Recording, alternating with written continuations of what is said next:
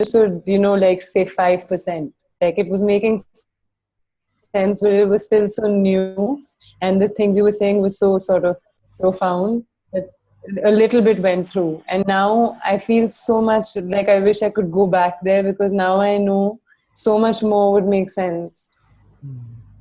It will make more and more sense, I'm sure. I look up. There's a lot in my own experience which is coming, but now I want to hear again those things to really see, because I feel a lot of it is now corresponding. Right. You can also start your own exploration. You can start wherever you are, what you discovered. We can dive into those, ways of looking at this great thing, word. Yeah? At the beginning was the word. What does it really mean? And it was with God, and it was God. How come? What all this Shabda Brahman of the Vedas? What is this Shabda Brahman and Para Brahman who are one? And then Shabda Brahman becomes its journey and the world, and Para Brahman stays in its own domain. So, or Akasha Prakasha, Vimarsha of Tantra, there will be always different, terminology for the same phenomenon, for the same vision of the word, in different religions, in different traditions. And the word is something unique.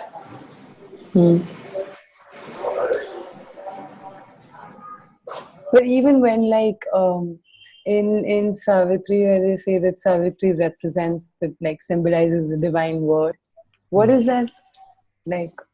What is that about? Savitri. Savitri is the mother. The mother is the divine word. The word is the power of consciousness.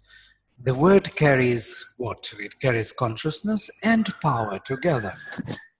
It's an expression of will in the in the comprehensive way, in the meaningful way. Expression of will in a meaningful way is the word. So it creates the name, it creates the center around which something can be formed. The meaningful relations can be formed into the form, into the formation, into the being. So the being is basically, the infinite being is drawn by a consciousness word out of itself and put into time and space, spelled out in time and space in all the details. So the word creates. The word creates all the forms, because the forms to come one, to become this form or any form, this form, it has to have a meaning. Without meaning, this will never come into telephone or mobile. The meaning of mobile has to be there in order for this form to take place. So if there is no meaning of mobile before expressed in consciousness, how mobile can come into being?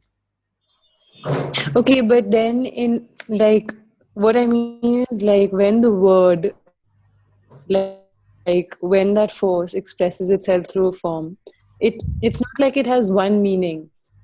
Of course, the complexity of meanings, they are all connected. So in the sense, like how come I can use, like for example, the sun or a house in a certain way in a poem, and it can mean something completely different from like the so-called objective meaning of the sun, and how come it still makes sense? Yeah, because the sun is not the form. The sun is the meaning. And the house is not the form. It's not this. The house is the meaning, which can house you, which can hold you, which can protect you. This is all these meanings is the house. That is the whole complexity of meanings. Yeah, the idea behind it is the house, not the form. Form is the So outcome. it's the idea. Of course, it is the idea. Even Sri Aurobindo goes even further. He says very beautifully about medicinal plants in Ayurveda. He says, do you think that medicinal plants are curing you? You take the grass and you think that grass is making you healthy? This is a very profound question. Truly speaking, I never thought of it. I thought, yes, it was the grass, that was the juice or something. There was the chemicals which were with my chemicals coming together in such a way that it was conducive to healing. He says, no, it's not that. It's the idea behind the grass. Idea, which is embodied in that grass, which will cure you. The idea power of curing that disorder. This is profound. We don't see that idea behind all things.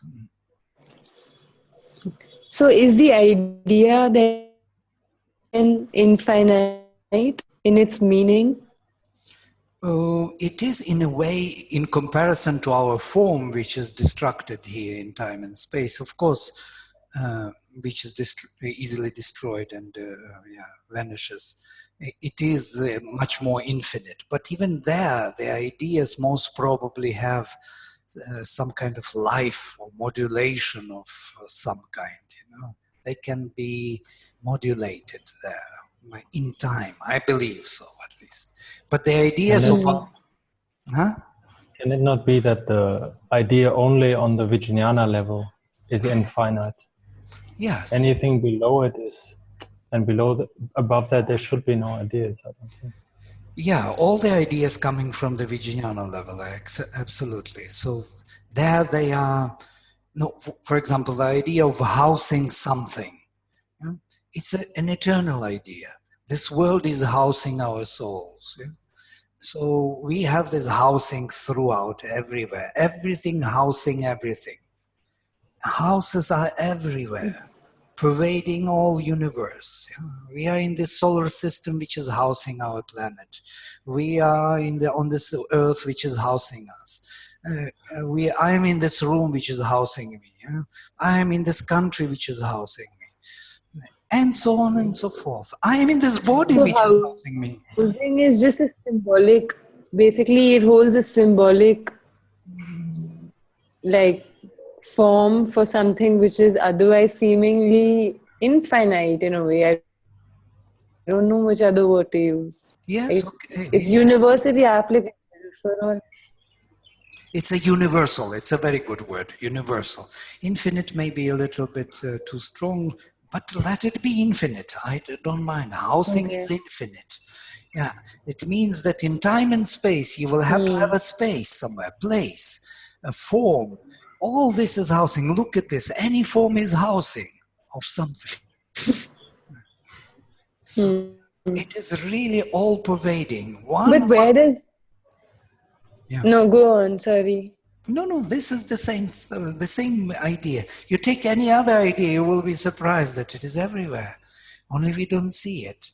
So once they are overlapping and they are creating the possibilities of this manifestation in time and space, and with all the varieties, then there are elements of the individuals being built through, the individual souls, without reach, without the supreme. This manifestation would not make sense because, these ideas are here only for one reason, overlapping and creating all the varieties of housing of our souls, is to allow the supreme consciousness to manifest in individual form, in individual framework. So we need them only for our own embodiment or growth of consciousness, so to say. Where does it overlap, though, the ideas that we have in our consciousness of a house and the real idea on the level of Vijnana, which creates objectively and subjectively everything that is? Because obviously our ideas are much smaller than... Right, smaller because we are looking with this smaller consciousness. Yeah, we're looking in this moment of time to this room and this body, and we think this is it. We kind of cut out, we narrow down the greater idea, and we And it is true. This narrowing down is as true as that widening the idea all over. It is as true. So we have a holographic picture of the world. All the smallest drops of the ocean are the whole ocean at the same time. And it can't be otherwise. It really can't be otherwise. The atom with the electrons is a solar system and galaxies. What can you do? You really can't beat this project. It's really well made. And the ideas It is are well made. limited. The ideas are, how to say, they are not infinite ideas. They are limited by the mind. Mind, the supermind, creates certain set of ideas which are enough to embody this supreme. We cannot go on multiplying the ideas. They are limited in number or something. The structures, for example, time and space and But they're causality. living, right? Like they're dynamic. Of course, they're dynamic, they're living, and that creates the varieties, the sense of infinity and uniqueness. But at the same time, the structures, the idea structures of the mind are limited. And here Sanskrit may help. If we look into system of vibhaktis, how we relate, how subject relates to object. Yeah? So you have subject, object, you have the manner in which you relate, that tritiya vibhakti, instrumental. You have the purpose, dative, for what you do, this relation. You have ablative, where from it comes, what was the reason that your relation takes place. You have the belonging, the genitive case, and location in time and space, locative case. And by the way, these are all. You can't have more. Invent for me one more relation. I want you to do it, the exercise. Find any other. You see, we are limited. There is a limited set of relations. And these are ideas, of course. This is the mind. So is this what determines then the form? Yes, this will determine the form and relations in this formal world, in space and time. These 7 movements of consciousness, subject, object, manner, aim, reason, belonging, and location in time and space. So few, even not even 10. 7 only. I'm always fascinated with this. I think, wow, let me think. I was trying to find some other relation and couldn't. You try. Maybe you will find. I would be very fascinated to hear some new relation. It would be a combination of these 7. One of the combinations. I will show you that it will be a combination. But if you find something, we will dig deeper and we'll see, oh, these are two components of these 2 original ones. Or 3.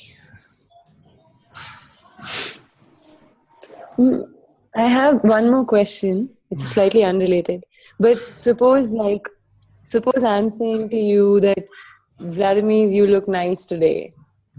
Then, and inside I'm really like hostile because I'm jealous or something.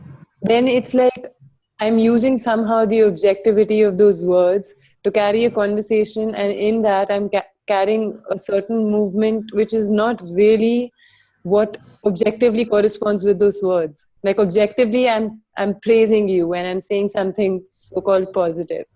Inside I'm festering some sort of, like, what I mean is, it seems like you use the mind's like objective word and meaning to like kind of express all these other movements, subconscious, which are going on, which really don't correspond with that objective word meaning. How does that work? Like, what is that objective element firstly, which allows us to carry conversations as though words have some fixed meaning? And the words have a meaning, and that's the ease with which we can lie, you know. But because we lie, what is a lie? Lie is not that what you said. Lie is what you felt when you said. So you said something which is true, but it is not applicable to you. So in that moment, that's why it is lie to you. You can see it. I may not see it. I may be very happy that you say that I look good, and that's it. But maybe you think something else. Oh, you look so good, and you think, oh, you're so crappy. Then, of course, you feel at loss, and I feel good. What is interesting that the word never lies. Yeah, but Word, what is the tendency of I mean, on a more like, what's the tendency of the mind and this objective word, meaning to be able to mask all kinds of other movements below and above, actually? Like within language, as though language is a mask or a code. And because of its objective word meaning, you can say those things and carry out conversations, whereas something else is going on above and below. Right. You see, we have several faculties of consciousness. If you remember how Kena starts, Kene shitam patati preshitam manach, by whom this mind is, what to say, concentrated on its purpose, on its movement, on its mark to which it wants to hit. Mind is concentrating on something. By whom? Who concentrates the mind on it? And then it starts. Kena shitam patati preshitam manach, kena prana prathamav praiti yuktach, by whom this prana breath is yoked to this body first. Who yoked the life force into this physical form that it continues to live, breathing in and breathing out, lives its lifespan. Kena shitam vacham imam vadanti, by whom compelled this speech we speak, compels us to say what we say. Look, they split, they separated mind from the speech, from the breath. They look at it in a more complex way. We think that what we say has to be mind, has to be everything. No, it has its own domain. It has its own flow of consciousness. The consciousness is more complex. It's not just one piece as we think mentally. We think that mind is consciousness. No, mind is only one part of it. Speech is another free part of it.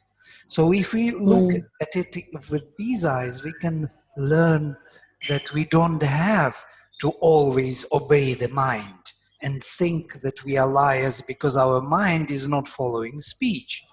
Speech has its own free way to go.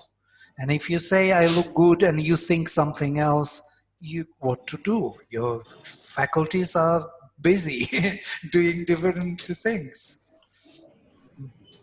That's not very optimal, right? I mean, I don't mean to put a value judgment on it, but what I mean is then it's obviously quite unharmonious, right? It's not unified in one sense, then your Right. faculties. But It's not why? coherent in one sense. But why do we want to have this paradigm of unification? Where does it come from? This idea that all of these faculties have to be one. Who said this? They are not one. They don't have to be one, but they should work in line with each other. Otherwise, you're pretty chaotic, rampant being, which doesn't actually more than one being. So it should at least work under the same direction, in the same direction. And can you imagine they work in all directions and you are comfortable with that and you are able to embrace, because the whole world is one. You are already one by default. So the idea that you are not one and want to be one is altogether wrong idea. So if we have that freedom of consciousness which embraces everything, if you could allow your speech to deviate far away and hold onto oneness of the world, or consciousness which perceives it, then there will be no harm. You will have only greater possibilities to see things and express them. But we are mentally defining as one that we have to be all together, all of them have to work in one direction. And I'm doing this the same way as you are now. I'm also speaking about oneness of the word and the mind, and I think this is very productive. But this is a mental idea. Consciousness is, Shubindra even says that consciousness is not located anywhere. It has no location. You cannot say that it is in the head or in the heart or elsewhere. It's everywhere, everywhere. Now, I'm kind of trying to provoke something, some other thinking, widening the... Yeah, but I But think there's consciousness on the one hand, oh, sorry. but then there should be also, like the psychic being, the individual is to focus that working of consciousness and kind of have a channel of expression here, a unifying part, which makes it possible to express that consciousness truly, because otherwise it's just nature expressing itself randomly. So there is consciousness which is just wide and liberated, and you can be in the peace of it, but there's also that part which goes down and into action. And with that it has to be aligned. Yeah, or it is aligned always, yes. Whether you want it or not, it will be always aligned. But there are forces which are going through us, which are not only our psychic alignment forces, but also universal forces, forces of nature, forces of higher consciousness, which descend, the gods, the faculties of universal consciousness. They may act through us. Suddenly you get an idea, you get an inspiration, and so on and so forth.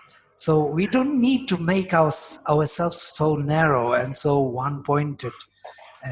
We are bigger than that. Of course, the alignment is our major preoccupation with ourselves, with our individual self. But our individual self goes beyond into the universal domains, unborn self. And their forces work differently. They don't care about your individual alignment.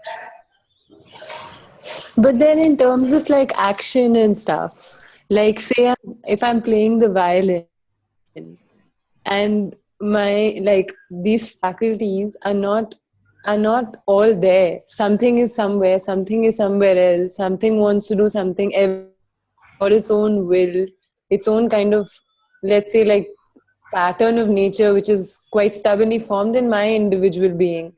How like in terms of like progressing in yoga, how do you work in action then if those faculties are not coming together for that particular action? Like if my mind is somewhere and my eyesight, like I don't know, my vision is basically somewhere, but my hearing, I don't know how else to put. Right, correct. It is always like this. Our faculties are so dispersed. We are not capable of bringing them together into one. If we will be able to bring all those faculties together, it would be a great achievement, I guess. We would have a wheel or the center or the... For that we need psychic alignment, yeah? But the consciousness still goes beyond. We have to see it, yeah? And that is the... we should not be kind of judging it for what it is, yeah? It is a great instrument for the psychic to grow, because the second transformation is spiritual, where psychic is to grow and to become the whole universe. It has to embrace all this universal consciousness, which is going far beyond its own spark, so that it allows it to enlarge its own presence. So it will become universal, individual. And then it will be able to reach to the domains of the transcendentals or supramental transformation. That is the vision of Sri Aurobindo. We start with our individual finding, of course, and then we align all our faculties of consciousness, that they work together for this psychic. But they are going beyond, and they are greater in scope. They are not individual. They are universal faculties of universal Purusha, as we remember, We have a sight, but this sight is not our individual sight. It is a universal sight. Everybody sees. A hearing is also universal. Everybody hears. It's not our hearing.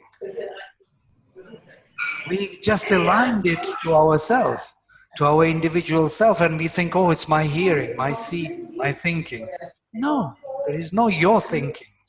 There is thinking, universal, which is going, flowing through you, with which you always aligned, which will allow us to grow individually. Basically, this consciousness will allow us to become universal and then to reach to the transcendental. Well, this is a profound topic, of course, of faculties of consciousness, and especially speech as a self-expression of the Supreme. Because it is not only this self, but it is a higher self or Supreme Self is being expressed through word. Okay, shall we go to our Sanskrit? Should we do something today? Yes. Boys and girls? Boys and girls. Sounds good. You're so brilliant. I'm so blessed with you being in contact with me. I'm so happy to have you both with me. So wonderful. No, it's much more the other way around. I really wish we could do like your classes again now. It would be quite different from then, like around 2, basically. Yeah, we are doing it all. We will grow into this because that's the reason why we study Sanskrit. Sanskrit is not just only to read the text, but to understand how everything works. Because we have one instrument where Sri Aurobindo says, these psychological phenomena was systematized. It's the only language where all these yogic experiences were systematically put into language. We don't have other languages. We don't have better tools. Okay, we are in the lesson number 17. 14. 13. 14, I believe. 14? I think so. Okay. We're translating lesson 14. Yeah. I think we have 2, 3 left or something, no? Luca? Okay. I'm not sure how many, but we were somewhere in the English to Sanskrit. Okay. In the end. Somewhere. Yeah. All right, let us see. Remember. We'll go down. I think it's lower. Yeah, we have to start on 22. Okay. Oh, only a few left, 2 left. Okay, let us play with dice for money. Thus spoke to warriors. Okay, Luca, you're first. So.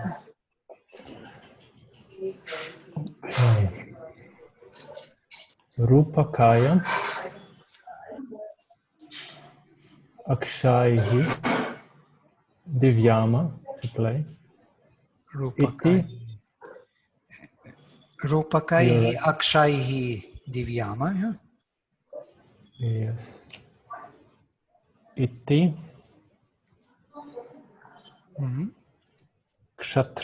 Kshatriyabhyam Vadyatu. Aha, 2 kshatriyas.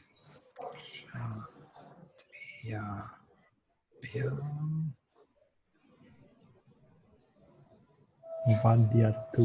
Vadyatu. Vad gives ud, yeah? In passive.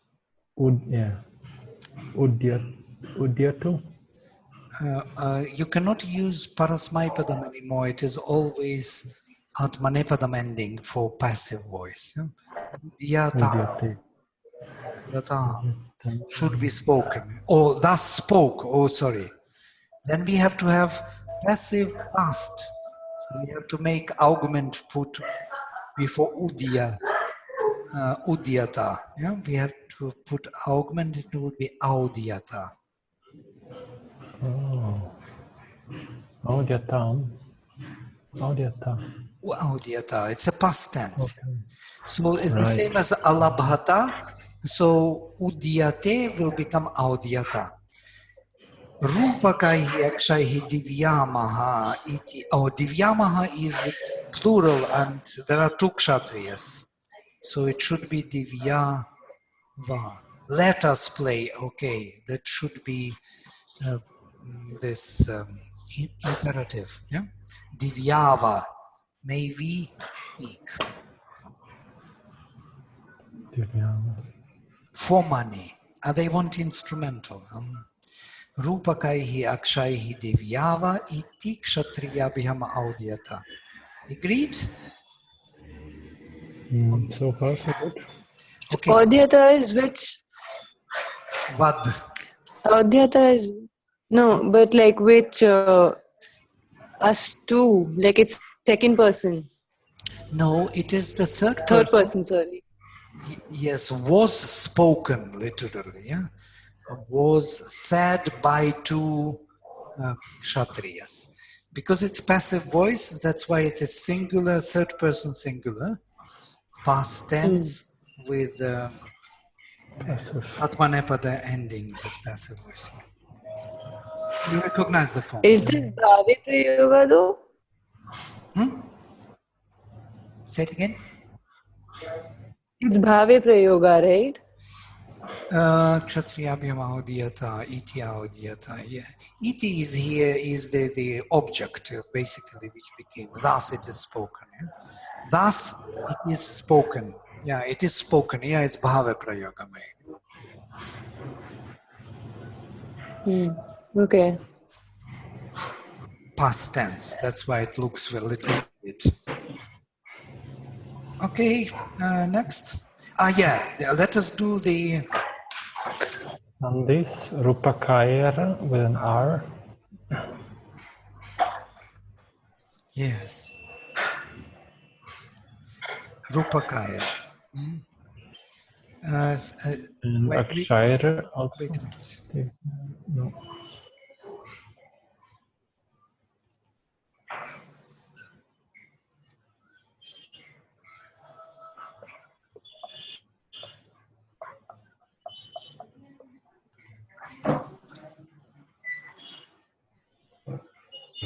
Sorry, Rupakair. Rupakair Akshair. Yeah, most probably. Yes. Divyava iti, divyava a iti. What will happen? Divyeti. Divyave. Divyaveti. Yeah, look at this. What happened here? And Kshatriyabhyam audyata will also join. So this would be some abracadabra when you look at this. Rupakair Akshair divyaveti Kshatriyabhyam audyata. Okay, good. Next. Today let me initiate my two sons. Thus says the Brahman. Adya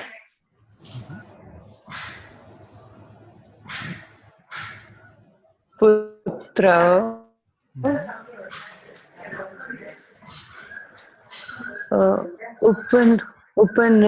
Upanayani. Let me initiate that Upanayani. Okay.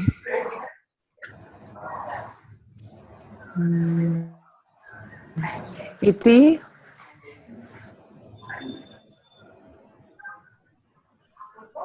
Kshatriyabhyam. No, there is Brahmana who says.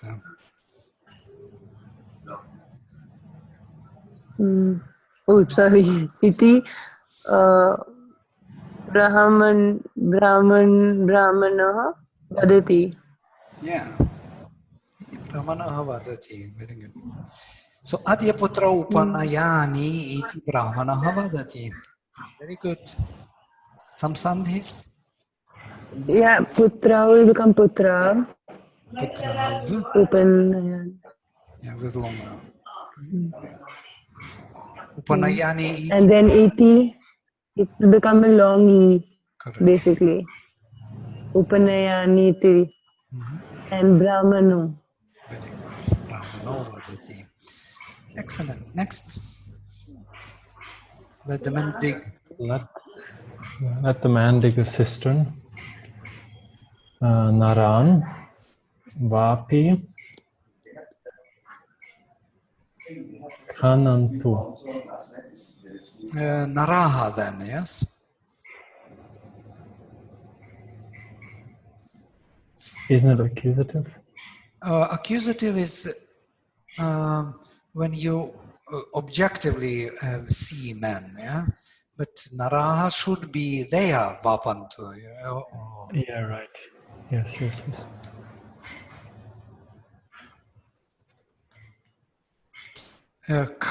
Kanantu, yes? Or what do you use? Kanati? Kanantu, yeah. Kanantu. Is it kan? Is it first class? I don't even remember. Do you remember this verb? Kan? Somewhere it was given. Kayati. Oh, Kan. Okay, let it be. Naraha. I think Kanati. it's first class, no? It's Kanati. Okay. Kayate. One can check. Of I wrote Kayantu though. Kayantu is. Because there were 2-3 options for it. Yeah, this is in passive. Yeah. Kanati, first class. Okay. Quite clear. Kanantu is okay.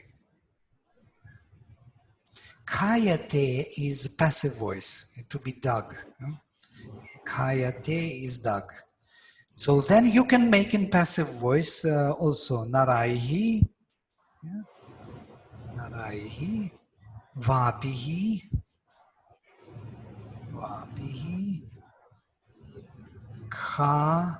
kayatam, should be dug. Naraihi vapihi kayatam. Narair vapi kayatam. So this is in passive voice. It should be dug. That's why we use Atmanepada ending. Okay, good. All right, so shall we take 15, lesson 15? Oh, it's too much. We didn't do much today, Sanskrit. We can go on. Sorry. We could go. We could just go through it. Yeah, this is very fast. It's like 10 minutes of the material. Okay, lesson 15, 199, verbs are conjugation. That means whatever we learned already. It's 4 classes. Present imperative middle. Now we will have, that's why you don't recognize kayatam, because we didn't learn this present imperative middle. I put it into imperative mood passive voice, kayatam, should be dug. I will delete this because we do not know this yet.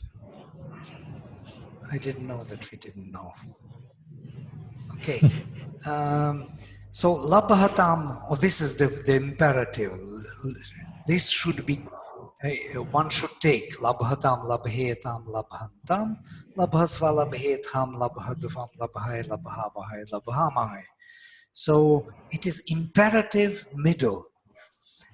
And you can use passive voice now in the imperative because you have middle endings.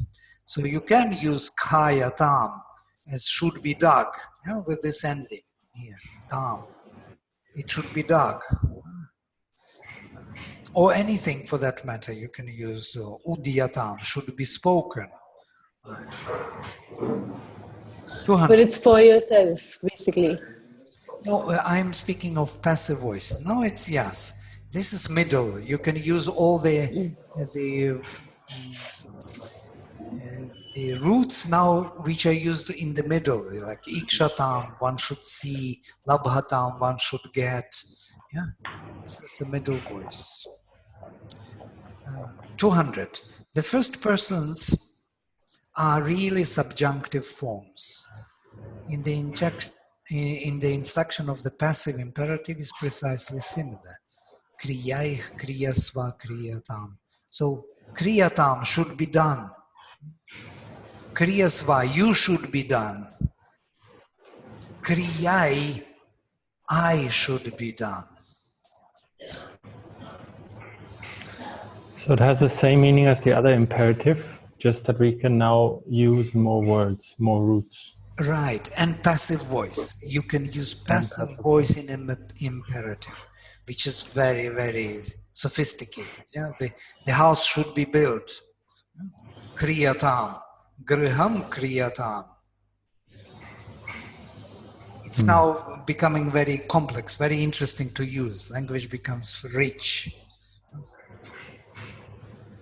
So 200, the first persons are really subjunctive forms. That's what he says, that we read already. Subjunctive forms means that we already looked into it, that imperative is always appealing to the second person. Yeah? Do, go. So when you use in the first person, that means that you appeal to yourself. Let me do. Yeah? Let me go. I should. Yeah? You command yourself. The third person is the same. May he do, or let him be. Yes, in the imperative. So you always appeal to the second person to create imperative. Imperative is only a second person. Go, see, look, sit, speak. Interesting, yeah? And the rest is subjunctive. It's not imperative. You cannot use imperative for the first person because you are commanding yourself. And you will do it as the second person. So why do they call it imperative then?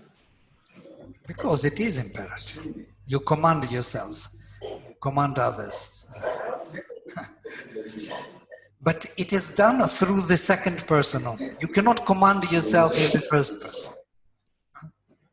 It's a funny thing. You cannot really make yourself do things without telling yourself as second person. I think there is a nature of the mind here, that you have to appeal to the second person. Mind cannot work within one person. It needs to. This duality, appeal. Yeah, knowledge and will is split.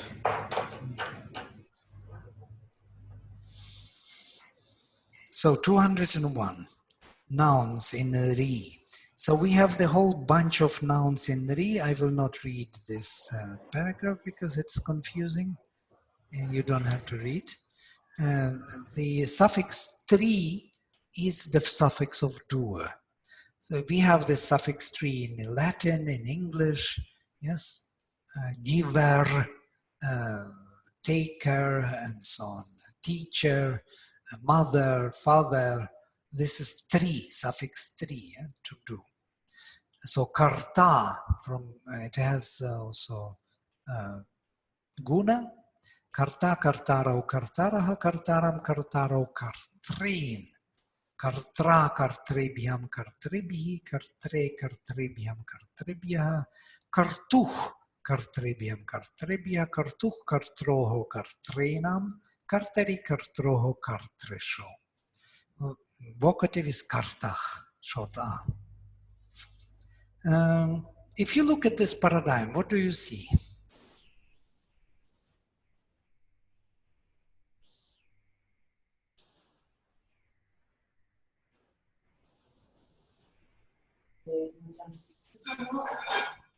The subject doesn't interest you. There is quite a bit of marut. Yes, there's something of soup. Yes, correct. So we have kartaro, kartarach, kartaram, kartaro, and then kartrin, this strange form as devan, agnin, kartrin, very similar to what this. And then kartra, look at this. It's pure soup. Kartri plus a. Kartra, kartrebiam, kartribia, pure soup. In instrumental. Kartre, kartrebiam, kartribia, pure soup.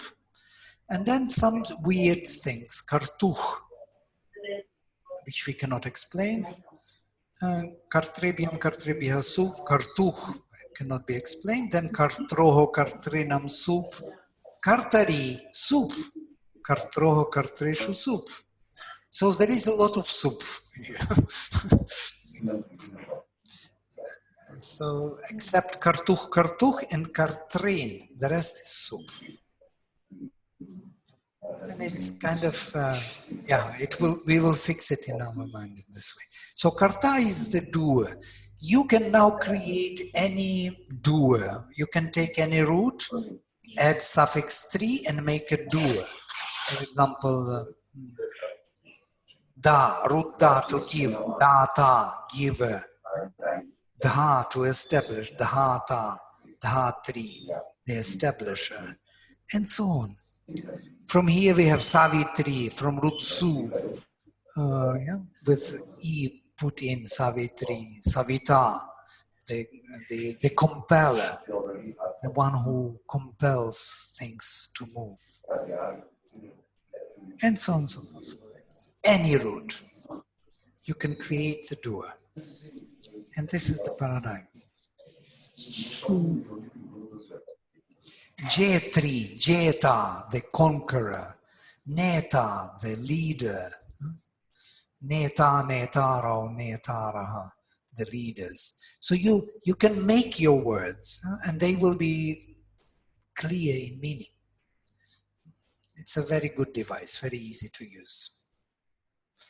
Now, 203. The two nouns of relationship, Swasri and Naptri, grandson, Swasri sister, follow this declension. Only they have Swasri here because this is feminine gender. Otherwise, why they are mentioned here? Because the other relative words of pointing to the relations, they will not use vriddhi, but guna. So here we have karta, vriddhi, kartaro, kartaraha, longa, kartaram, kartaro. So swasri will be the same. Swasa, swasaro, swasaraha with longa.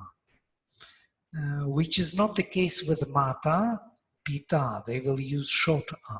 That's why they are mentioned here in this paragraph, these two. 204. The nouns of agency are sometimes used participally. So these nouns of agency, the doer, used as participles or with adjective value. They can be also meaning the doing. Yeah, karta can be doing. Karta purushach, the doing man, as an adjective.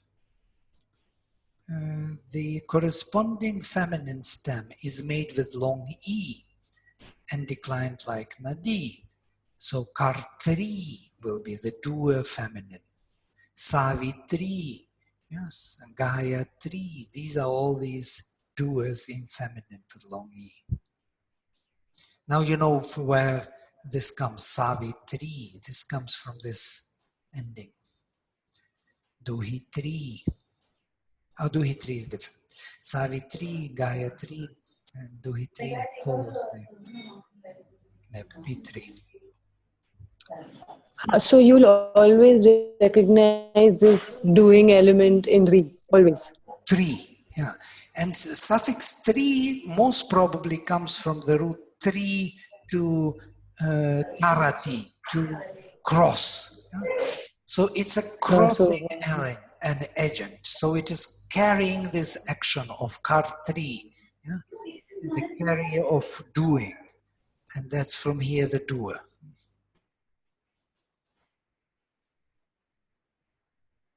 I jumped. Right. So the grammarians prescribe a complete neuter declension also for the base 3, precisely analogous to Vadi or Madhu. But such forms are very rare, so we don't need to bother about it. But you can have kartri, kartrini, kartrini, kartri, kartrini, kartrini, kartrina, kartribhyam, kartribhi, kartrine, the same as Vadi or Madhu. So vocabulary. Anugacchati follows, samacharati performs, vivadate disputes, argues, Ashrayate takes refuge with, Acharya, teacher, Karta, doer, maker,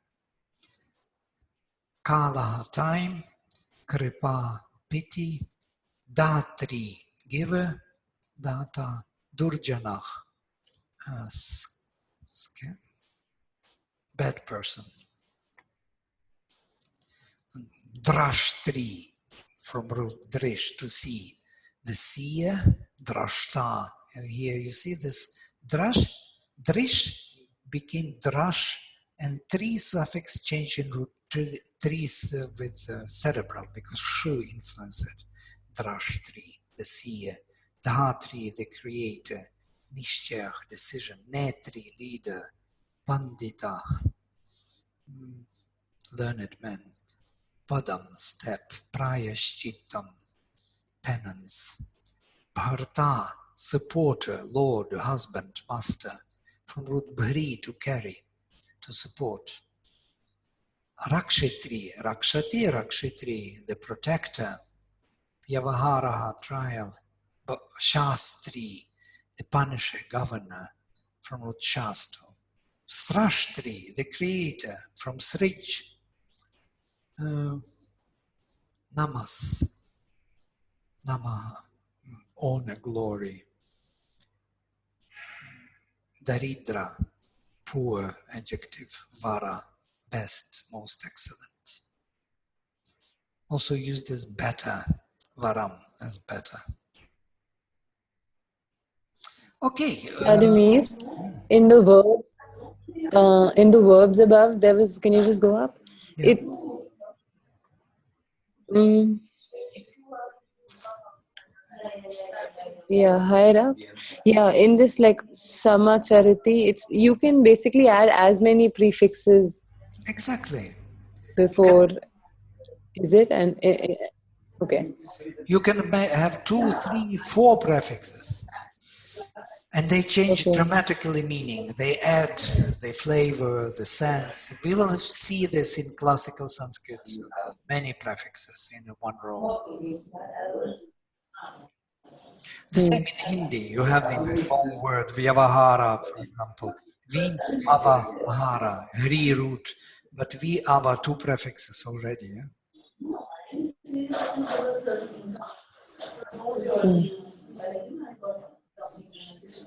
But like for instance, stuff like going like when it comes together, like going under and out. So that would change how do like things like that come together would change the meaning quite a bit, no? Correct, correct. It will add and we will learn to sense those meanings, yeah, and to understand how they change the major meaning of the root, and then see how it is applied in the context and derive the new meaning of the word. Yeah? It's a very interesting exercise how we derive, how we create new contextual meanings and apply them to life and get something very specific. Yeah? Because it all comes from consciousness, yeah? And then it becomes applicable to the outer life. So that, but there is an abstraction in the consciousness which is being used to create this particular movement. It's the same as trial or lawsuit, vyavahara. Vyavahara can be also general doing with, working with, vyavaharik means ordinary, yes? What do you say? It's something, where I am. Vyavahara is something, as you know in Hindi, vyavaharika, yeah? Behavior. Yeah, something which belongs to the world, to the worldly, yeah? Or business even. So to carry down, out, to carry out and down. Yeah? Out and down, you see, here it is, this ordinary sense. Very interesting. When you analyze why they mean what they mean, how they are applying this, and how we get the meaning. Okay, we can stop here. You will do the exercise at home by yourself, and then we will read it through next time. Okay, closing with the mantra. Om Sarve Bhavantu Sukhinaha Sarve Santu Niramayaha Sarve Bhadrani Pashyantu Ma Kaschit Dukkha Bhag Bhavet. Om Shanti Shanti Shanti. Luca?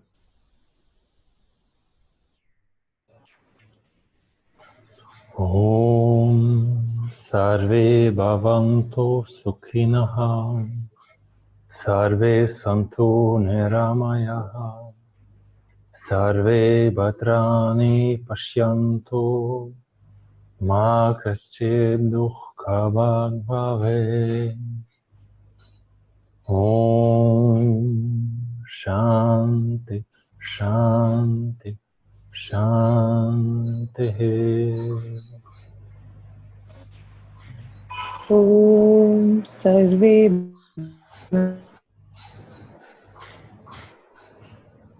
Santu Niramayaha Sarve Bhadrani Pashyantu Ma Dukha Bhag Bhave.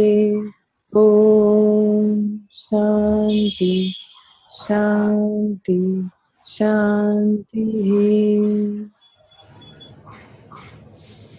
All right, very good. So see you then next. One second.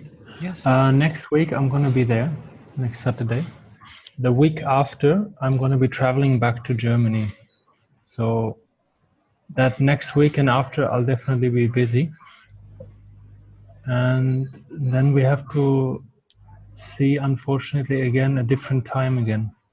No Because problem. if we do it 9 in the morning in India, it's going to be like 6:30 or 5 o'clock. No, we will do, yeah, we will adjust as it is good for us when you are there. Yeah. Either the old timing of Sunday, if everybody is okay with that, or we'll see if we find some other time.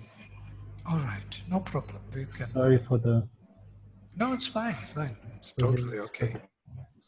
Okay, so see you next week and then we can see. All right. Okay, bye. Yeah.